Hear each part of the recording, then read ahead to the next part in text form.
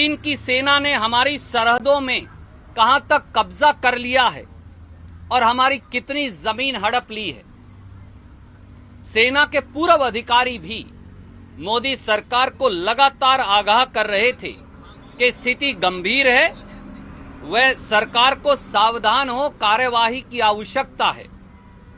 मगर लापरवाह और नाकाम सरकार अपने राजनीतिक जलसों, चुनावी लड़ाइयों, विपक्ष की सरकारें गिराने के षड्यंत्रों में व्यस्त रही और सीमा की सच्चाई देश से छिपाती रही। दुख से कहना पड़ता है कि केंद्रीय भाजपा सरकार की प्राथमिकता में देश नहीं, अपने दल की सत्ता मात्र है।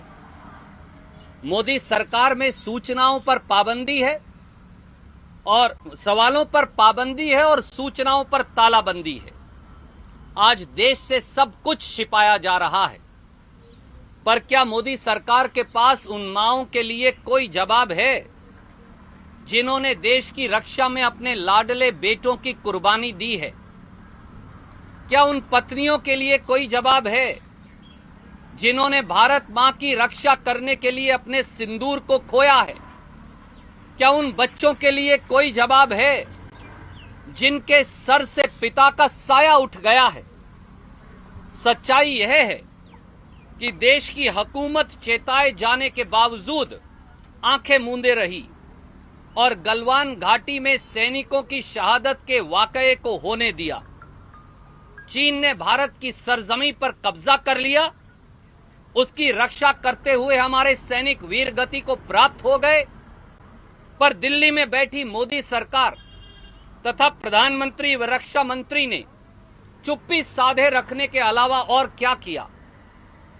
हमारे शहीदों में शहादत की को सलाम करते हुए भारतीय राष्ट्रीय कांग्रेस की ओर से हम फिर दोहराते हैं कि राष्ट्रीय सुरक्षा व देश की भूभागीय अखंडता के हर मुद्दे पर देश के 130 करोड़ नागरिक सरकार के साथ हैं और खड़े हैं, पर मोदी सरकार को देश को विश्वास में लेना होगा। प्रधानमंत्री श्री नरेंद्र मोदी जो बात बात पर ट्वीट करते हैं, आज देश के सामने आकर मोदी जी को सच्चाई बतानी होगी कि चीन ने हमारी सरजमी पर कब्जा कैसे किया, हमारे 20 सैनिकों की शहादत कैसे हुई। मौके पर आज की स्थिति मोदी जी क्या है? क्या हमारे सैन्य अधिकारी और सैनिक आज भी लापता हैं?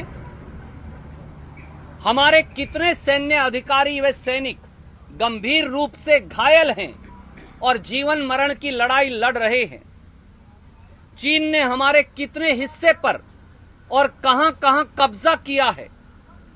इस पूरी स्थिति से निपटने के लिए मोदी सरकार की नीति और रास्ता क्या है? आगे बढ़कर इन सवालों का जवाब मोदी जी को देना होगा। जैसा श्री राहुल गांधी जी ने कहा कि पूरा देश एकजुट है, देश व सीमाओं की रक्षा को लेकर और सरकार के साथ खड़ा है, पर अब जिम्मेवारी, अब कसौटी, अब इम्तिहान श्री नरेंद्र मोदी जी व मोदी सरकार का है कि वो देश और देशवासियों को विश्वास में ले। कोई प्रश्न आप पूछना चाहें तो स्वागत है।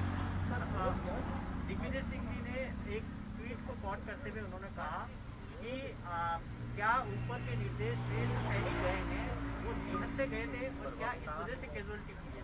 आदरणीय मित्र, मैं केवल सब देशवासियों को एक ही बात कहूंगा, आज भारत मां पर संकट है, आज देश के ऊपर संकट आया है। हमारी सरकार की नाकामियों और खामियों के चलते, चीनी सेना के दुस्साहस के चलते 20 सैनिकों की शहादत हुई, सैन्य अधिकारियों की शहादत हुई और बाकी की परिस्थिति सरकार स्पष्ट करने के लिए प्रधानमंत्री और रक्षा मंत्री सामने आकर देश को विश्वास में लेने से गुरेज कर रहे।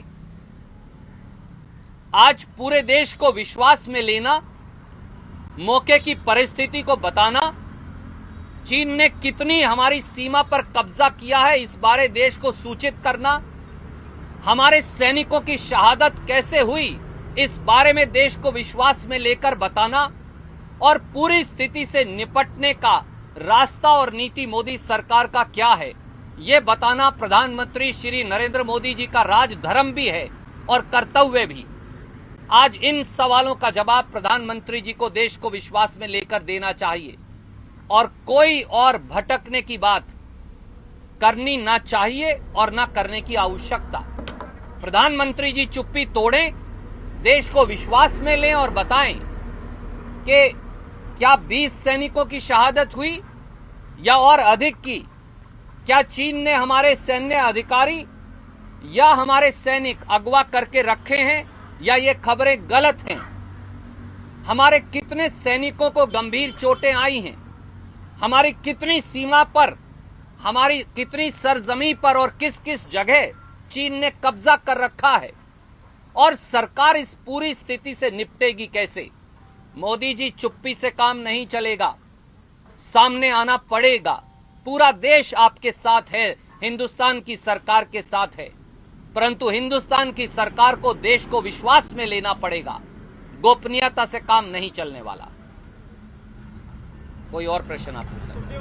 10 दिन हो गए लगातार पेट्रोल डीजल के दाम बढ़ रहे हैं, करीब 6 रुपए बढ़ोतरी पेट्रोल और डीजल पे हो गई है। तो कांग्रेस विपक्ष में है, ऐसे में जो धर्म विपक्ष का होना चाहिए कांग्रेस क्या उसको निभा पा रही है?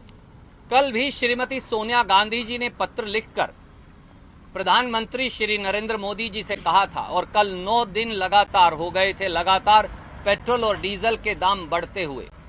अब लगभग 3 लाख करोड़ रुपया पिछले 3 महीने में पेट्रोल और डीजल के दाम बढ़ाकर मोदी सरकार ने अतिरिक्त जनता की जेब से वसूली की है। ये समय वसूली का नहीं। एक तरफ कोरोना महामारी की जंग और दूसरी तरफ हमारी सीमा पर पैदा हुई विकट स्थिति। ऐसे में जनता पर बोझ डालना क्या उचित है?